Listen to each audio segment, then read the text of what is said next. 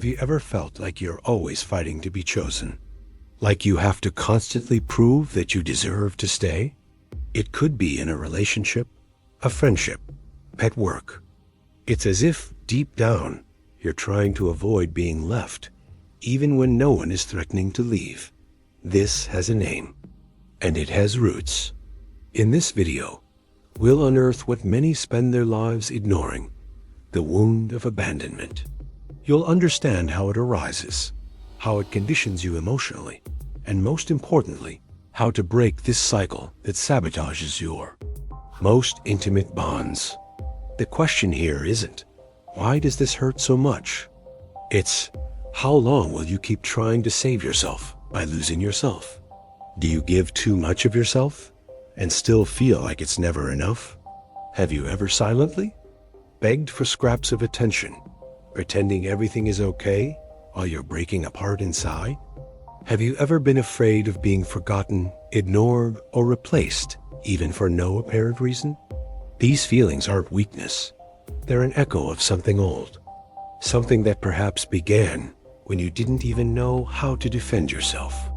What if I told you that much of your pain in the present comes from an invisible trauma from the past?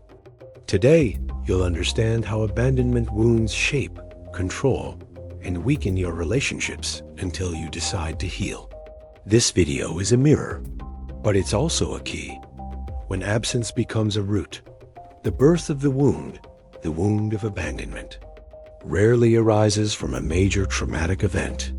More often than not, it's sown in small moments. A constant absence, a hug that never came, a presence that was physically there, but emotionally distant. It's the kind of pain that doesn't scream, but rather builds up silently. Imagine a child who cries and isn't welcomed, who needs to be strong too soon, who learns that expressing sadness is pointless because no one will come. This child doesn't disappear with time.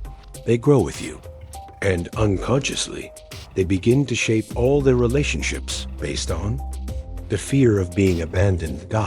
When we talk about abandonment, many people think of literal abandonment, parents who left, broken homes. But emotional absence is also abandonment. The father who's at home but doesn't listen. The mother who cares for the physical but ignores affection. This also hurts. This also leaves a mark. The problem is that children don't know how to rationalize. My parents are busy. They lack emotional intelligence. They simply feel, I'm not important. And this belief becomes a silent script that governs adult life. Even if we don't realize it, this wound creates a distorted lens in our eyes. With each relationship, we begin to prepare ourselves even, if unconsciously, to be left. And in doing so, we begin to behave as if we constantly need to prove ourselves. We become hyper-available, hyper-vigilant, and anxious. With each unanswered message, the anxiety grows. With each silence, the mind begins to create stories. With each absence, the pain is reactivated. And the cruelest part? Sometimes the other person didn't even do anything serious, but you relive the wound as if it were happening again. Now, people with an active abandonment wound tend to deny themselves, to accept less than they deserve, to try to guess what the other person wants before they're even asked. All this to maintain the connection at any cost.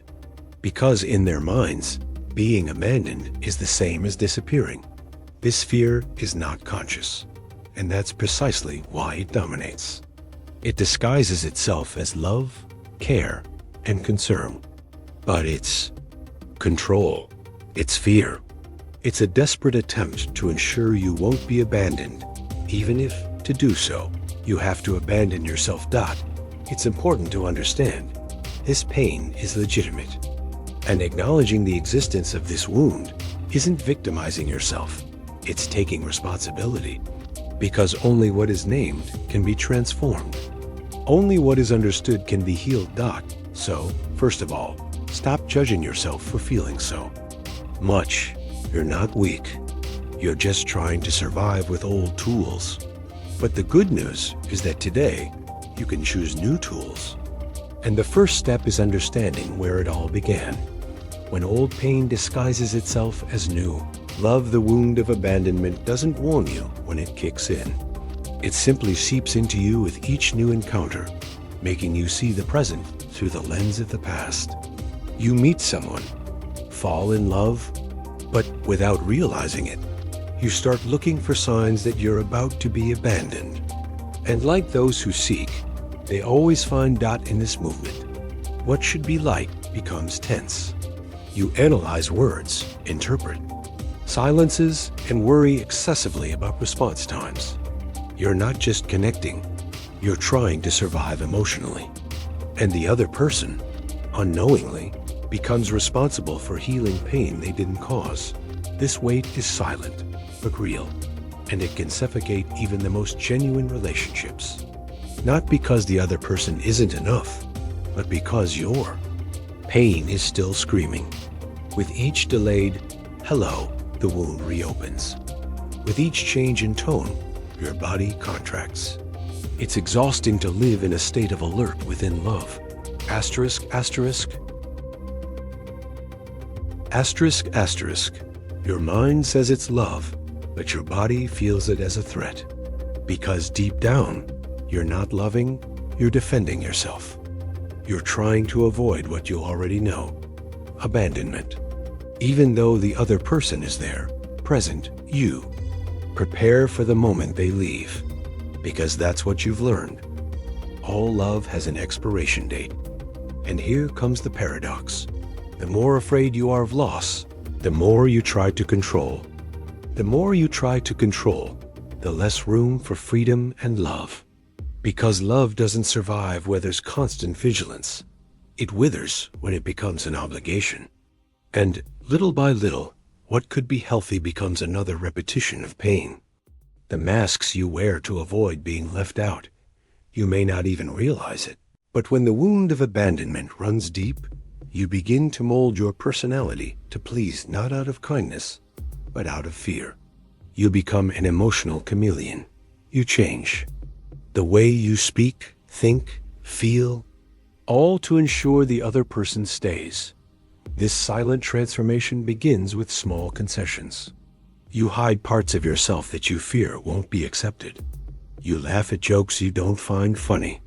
You pretend not to care about hurtful behavior. You accept silences that scream. And little by little, you begin to disappear within the relationship. The other person loves you, but they don't love you. They love the persona you created to be loved. This behavior seems harmless at first, but it exacts a heavy price.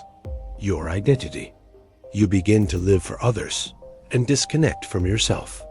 Your self-esteem becomes hostage to other people's approval, and any sign of distance becomes a threat. Because if the other person leaves, what's left? You don't even know who you are anymore. The fear of being left is so great that you anticipate. You watch yourself, correct yourself, prune yourself. You create emotional survival strategies that feel more like games. You start to measure everything. If I show too much, he'll run away. If I demand, I'll seem needy. If I'm indifferent, maybe he'll value me more.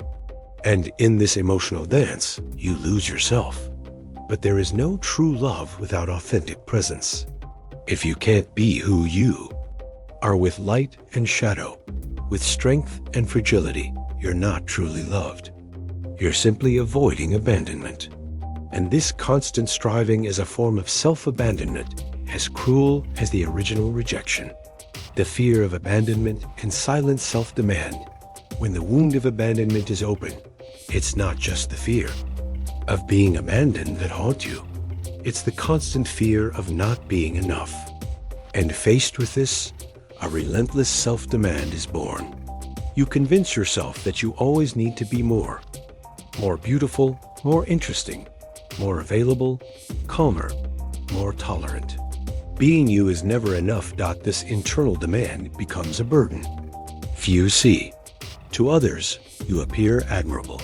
Someone who always gets things done, who never complains, who's always there to support.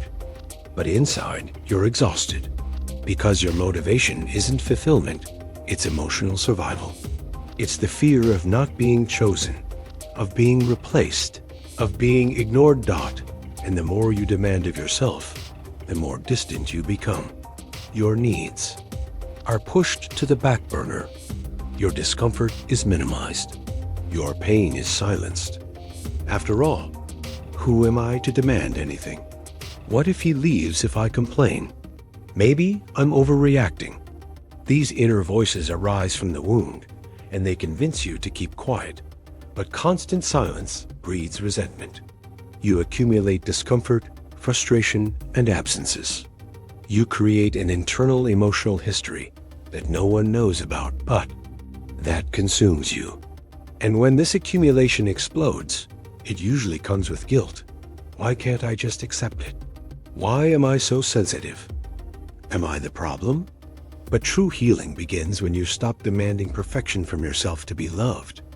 When you understand that those who abandon you because you express your pain were never truly there, and that keeping someone at the cost of abandoning yourself is a disguised way of prolonging the pain. Healing love doesn't require effort. To exist, it is sustained by truth. The body does not forget. How abandonment becomes a physical record. Even when the mind tries to move on, the body remembers. The wound of abandonment doesn't just live in memories. It settles into your physiology, in the way you breathe, sleep, interact, and even protect yourself without realizing it. That's why certain touches bother you. Certain silences hurt more than they should. Certain goodbyes feel like definitive endings, even when they aren't. This bodily register is ancient. It begins in childhood, when affection was unstable, when a hug was missing, when the gaze you needed never arrived. Each time affection was denied or the bond was broken, your body learned to live in a state of alert, as if at any moment, everything you love could disappear.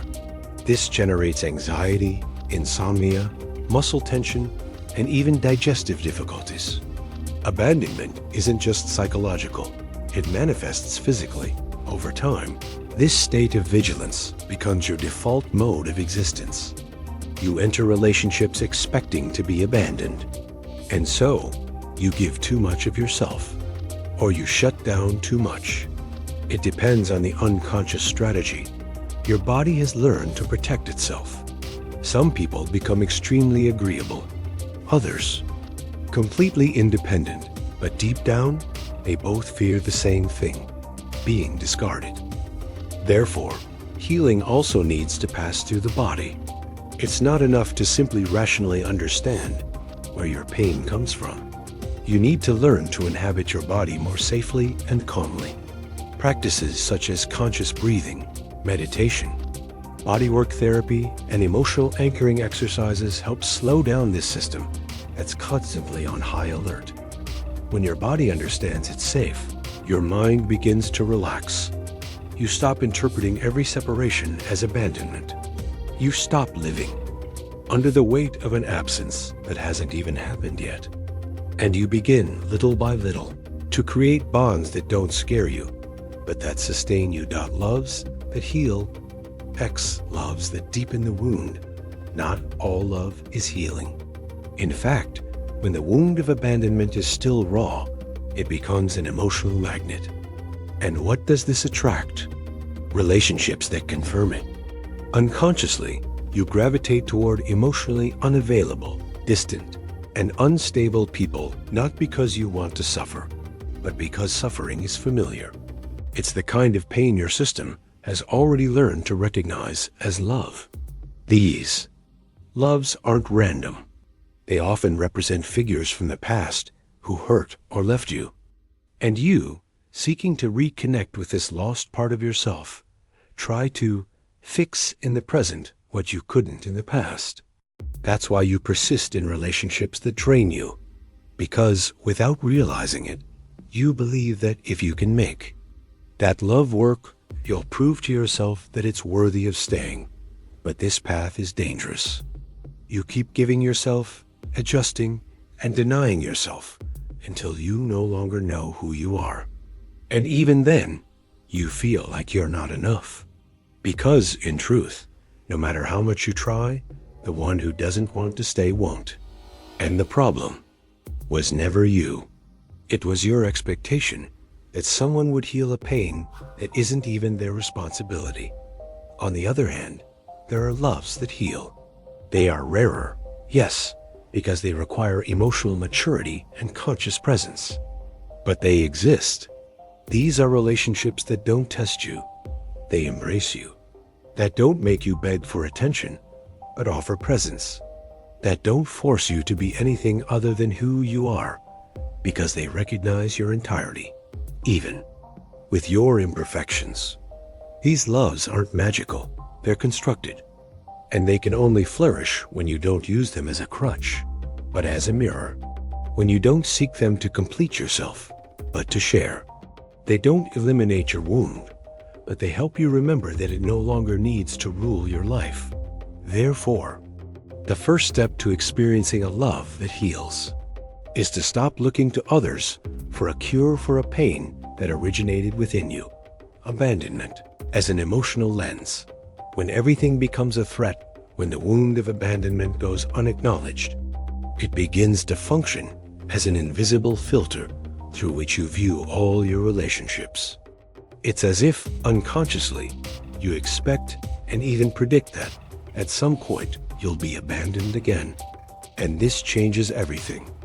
The way you love, trust, surrender, and most importantly, how you react to the slightest sign of separation. This emotional lens distorts even the most innocent gestures. A blunt response becomes rejection. A delay, indifference. A request for space, a threat of abandonment. You begin to interpret reality based on what once hurt, not on what's actually happening. And the old pain resurfaces even when the present doesn't justify it. It's like living in a constant state of emotional alert, as if at any moment the other person could leave. And this makes you hypersensitive, suspicious, and reactive. You start testing, provoking, anticipating ruptures so as not to be caught off guard. But in the process, you end up sabotaging bonds. That could actually be healthy. The coolest thing is that this attitude isn't conscious. You don't want to push anyone away. You want to avoid the pain. But the fear of being abandoned makes you difficult to keep. The wound you try to protect becomes the same one that hurts those around you. And the cycle repeats. You fear being left, and without realizing it, push the other person away. Breaking this pattern requires a new lens, a willingness to see relationships for what they are, not for what you fear they'll become. It means practicing presence, clear communication, and above all, self-acceptance. Because the more you validate yourself internally, the less you demand that others do it for you. And then a new way of relating is born. Without accusations, without surveillance, without games. Just presence and truth. Fear of loss as a silent saboteur. The fear of abandonment often turns promising relationships into fields of insecurity and tension. When this wound isn't healed, every small emotional distance feels like a real threat.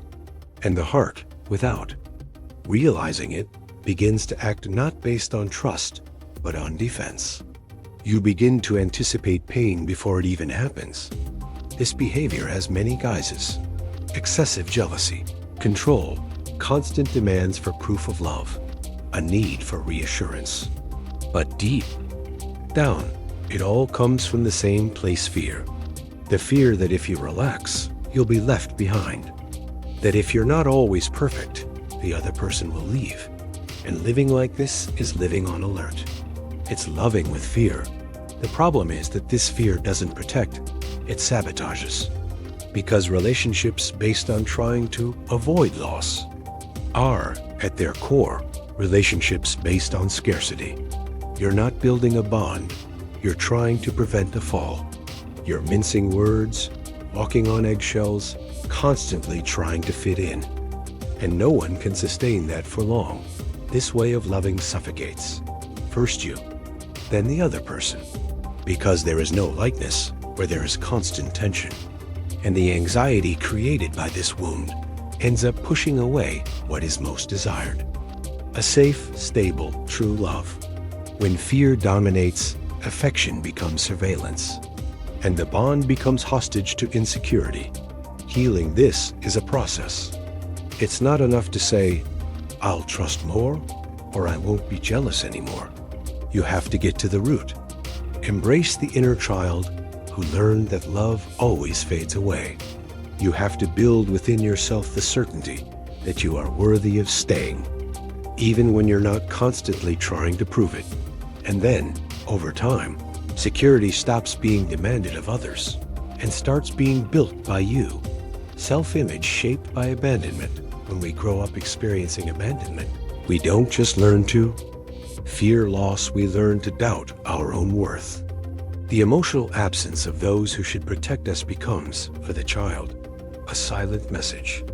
I am not enough. And this idea infiltrates the core of our identity.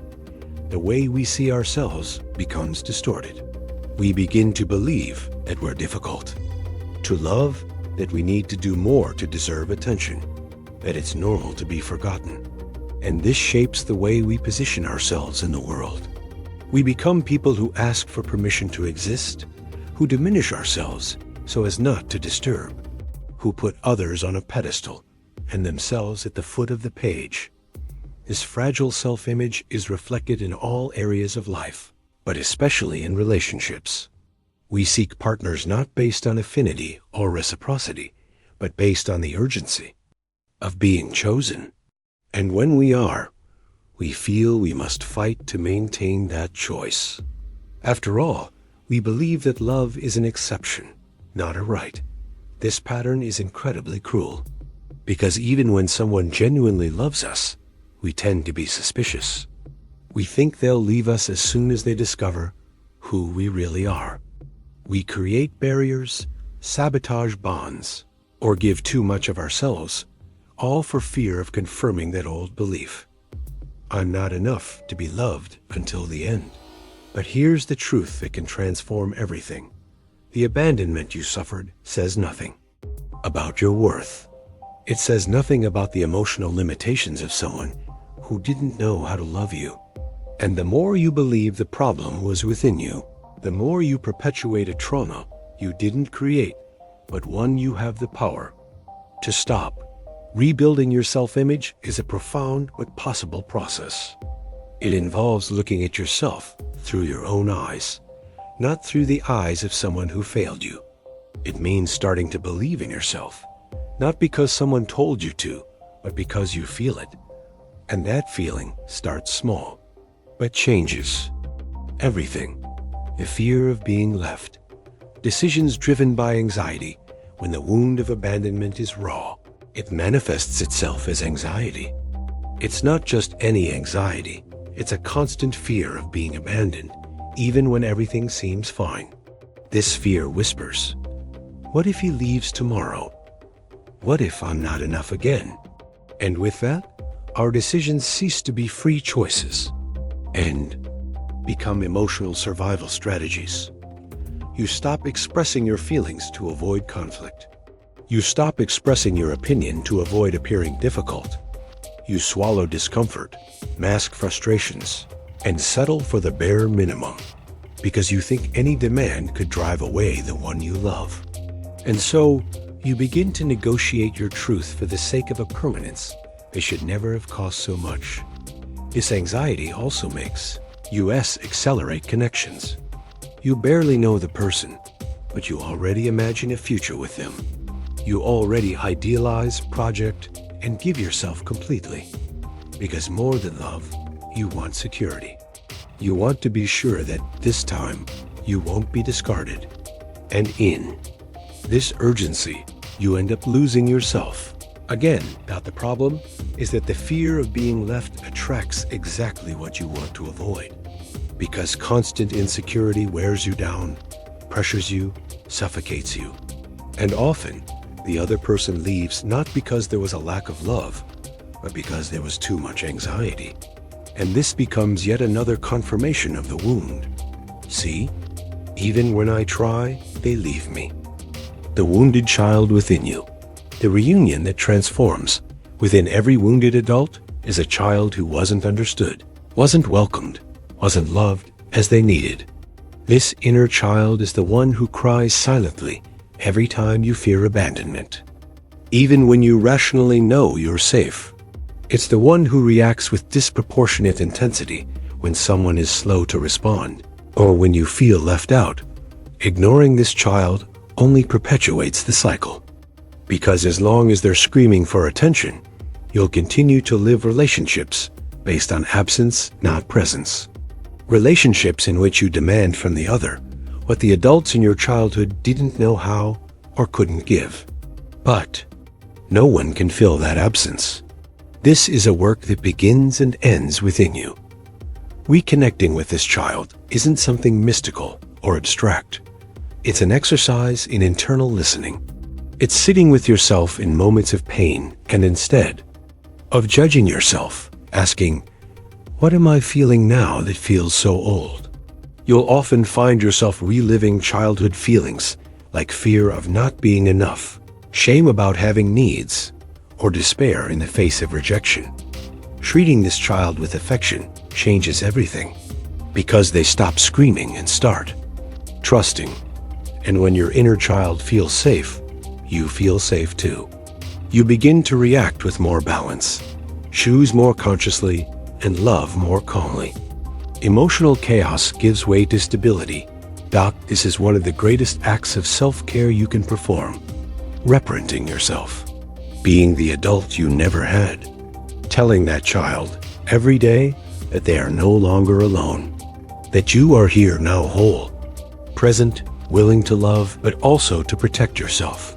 And when this internal foundation is built, the fear of abandonment loses its power. Because you know that, no matter what happens, you will never abandon yourself again. Rebuilding self-esteem.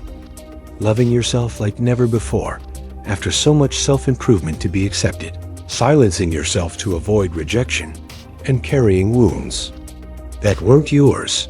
The inevitable moment of reconstruction arrives.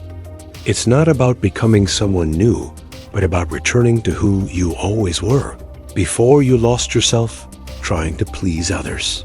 Rebuilding self-esteem isn't an aesthetic process, it's a spiritual one. It's about remembering who you are at your core, beyond the pain. You begin to realize that self-love isn't about thinking you're better than anyone else. It's about not putting yourself below anyone else. It's about understanding that your existence is already worthy, even when you make mistakes, even when you're not chosen, even when you feel small. True self-love is what sustains your emotional autonomy, even in the midst of chaos. This rebuilding is slow but powerful. It happens when you allow yourself to say no without guilt. When you stop asking for permission to exist.